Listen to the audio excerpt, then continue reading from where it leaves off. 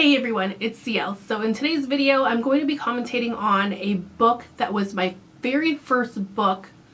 That was like a chapter book that was not a children's picture book. This was my jump from kids book to chapter book with no pictures. And I did touch on this book in another video where I was convinced that the librarian was calling me a baby. So if you're interested in that, please check out the link that's down below. But let's go ahead and get into this book. So right off the bat, this book here, which is Leave It to Christie by Pamela Curtis Swallow. This was, I believe, published in the 80s. And if we check out this cover here, let's see how well I can zoom in. As far as this cover, is this a book that I would have picked out myself based on the cover? No, it is not. As you see here, I have no way of like relating to this character. And check out this girl with this hammer, okay? In this day and age, if someone has something like a hammer, bringing that to school, she looks so cheery and happy to be having this hammer. It kind of worries me a little bit in this day and age. And in that sense, if this book was out on the shelves today at the bookstore, I probably wouldn't pick up this book, you know. And what's kind of weird now that I had the opportunity to reread this book and kind of think about it all over again, I remember this book being longer than it is. So when I was a child, maybe it was like elementary school, I can't really remember what age I was when I started reading this book or when I picked up this book, because I just remember it being my very first book above children's picture books.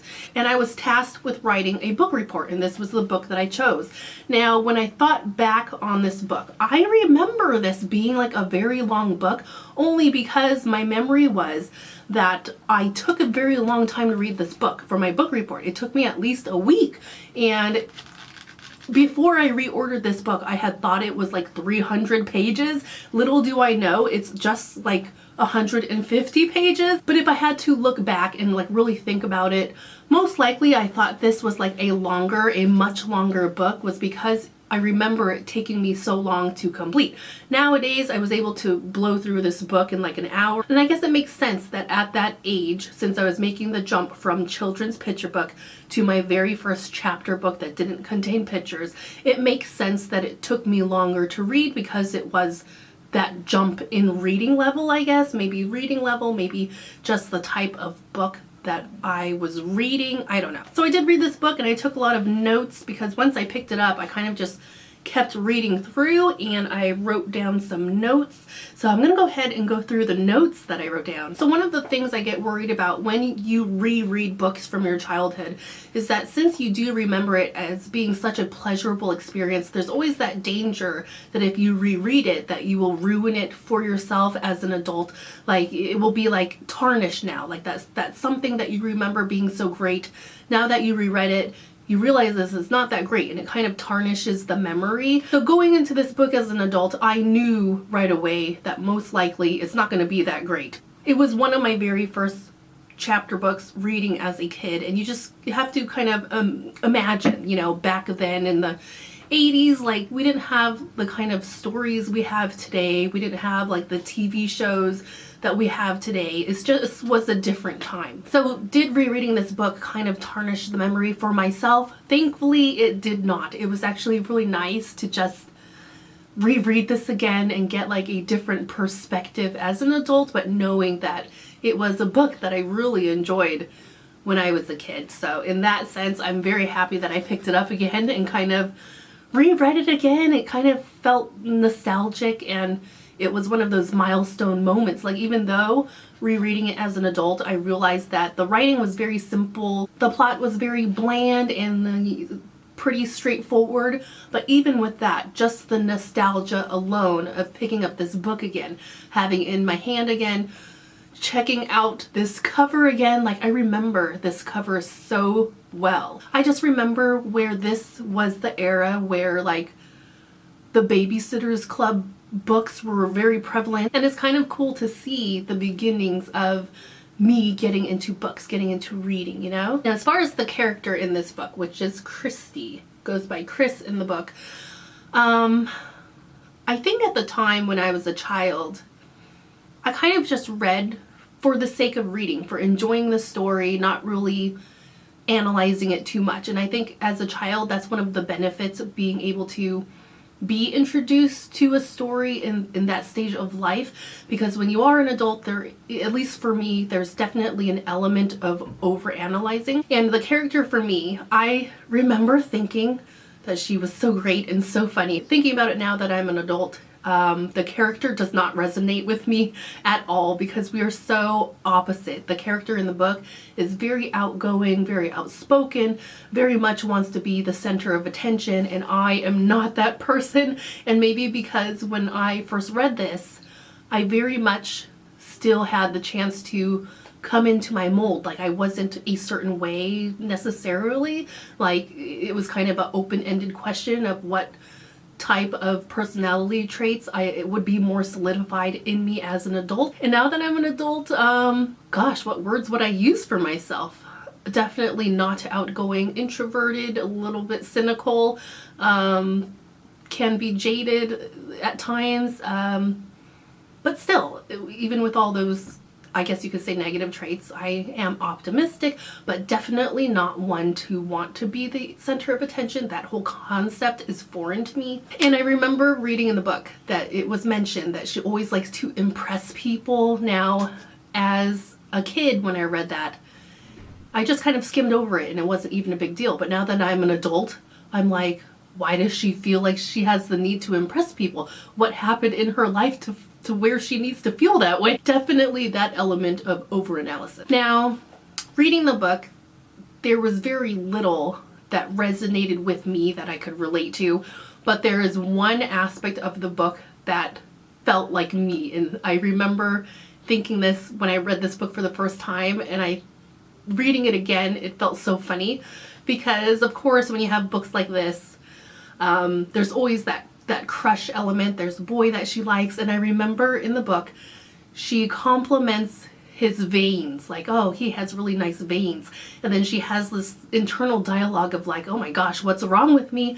Shouldn't people be saying like, oh, he has like a nice face, he has nice hair, nice teeth, but veins, like, what's wrong with me where I think he has nice veins? I am so that person too, that I think like weird things on guys are nice looking that you really wouldn't normally pay attention to.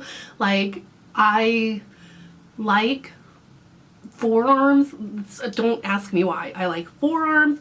I think I can think that someone has like a nice neck, and that's just like not what people focus on. So I thought in that aspect it was funny that she's focusing on things that shouldn't or that don't typically stand out to people when you first meet them. When you compliment something, you don't reach for those odd parts of the body that you would kind of go unnoticed, you know? So I just thought that was funny rereading that again. One thing that I do that I think is weird, I don't know if the weird is the right word, but every time I read a book, I kind of compare certain aspects with my own life, especially when I read like coming of age books like this, and they talk about like school. So when she was explaining her school, she talks about gym and how they had like the rope up. I guess like for gym you would climb the rope, and for me, I think back to my own childhood. I'm like, I've never had to climb a rope. I don't even think there was a rope in our gym. The only time that whole scenario comes up for me is in books and like in movies, you know, like, do people really climb ropes in gym class? Like, I don't remember that at all, but mainly in our gym class, we did a lot of running and a lot of soccer and a lot of basketball.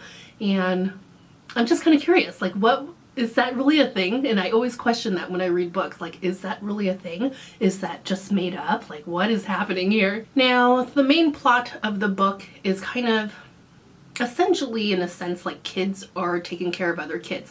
She notices that something is obviously wrong with this other character, and it turns out he's like in the 7th grade, and he's like living by himself because his grandpa got sick, and they sent a letter to his mom, but his mom never got it, or maybe she was just too busy to like come back home and take care of her kid, you know. So in that sense, in this book, there was an element of kids taking care of kids, and in the end, it was all packaged up and solved very easily and simply. And it was cute for a story, but then now that I'm an adult and know a lot more, there is that part of me that can't enjoy the simpleness of it all, because I know that life is not that way. It is not so simple that everything would just be resolved in a pretty pink bow, you know?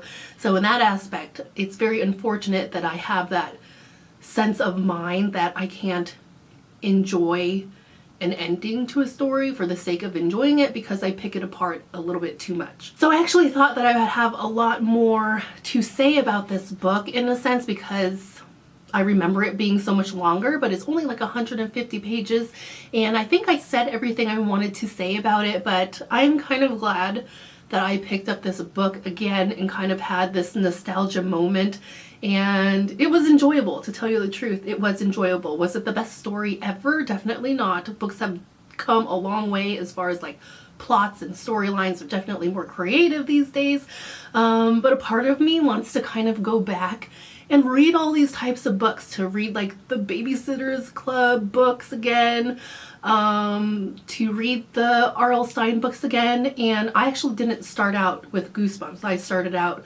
with the Fear Street series when it came to R.L. Stine, so I kind of want to read those again, you know. I feel like this very nostalgic moment, like I want to somewhat reach back into my childhood and enjoy those things that I used to enjoy. I don't know, maybe it's like a phase I'm going through, but that is my review of rereading this book again, a book that was one of my first. This was my first book outside of children's picture book. So yeah, I'm really happy that I had the opportunity to do that. So thank you to those people on Amazon who search out for these types of books and resell them on Amazon for like 99 cents. So thank you.